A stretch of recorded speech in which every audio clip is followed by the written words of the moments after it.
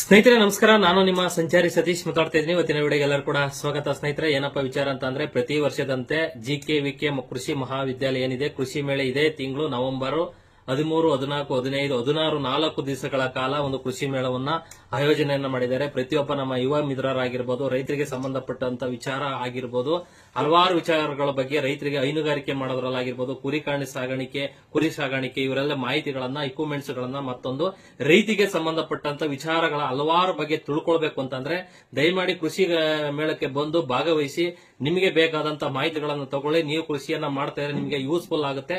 ಆ ಮಾಹಿತಿಯನ್ನ ತಗೊಂಡೋಗಿ ನೀವು ಕೃಷಿ ಮೇಳದಲ್ಲಿ ಅದನ್ನ ಅಳವಡಿಸಿಕೊಂಡು ಮಾಡದಂತ ಟೈಮ್ ನಲ್ಲಿ ನಿಮಗೂ ಕೂಡ ಒಂದು ಅನುಭವ ಆಗುತ್ತೆ ಅನ್ನೋದನ್ನ ನಾನು ನಿಮ್ಮ ಮುಖಾಂತರ ಹೇಳಕ್ ಬಯಸ್ತೇನೆ. ದಯಮಾಡಿ ಎಲ್ಲರೂ ಕೂಡ ಇದೇ 13, 14, 15, 4 ದಿವಸಗಳ ಕಾಲ ಇರುತ್ತೆ.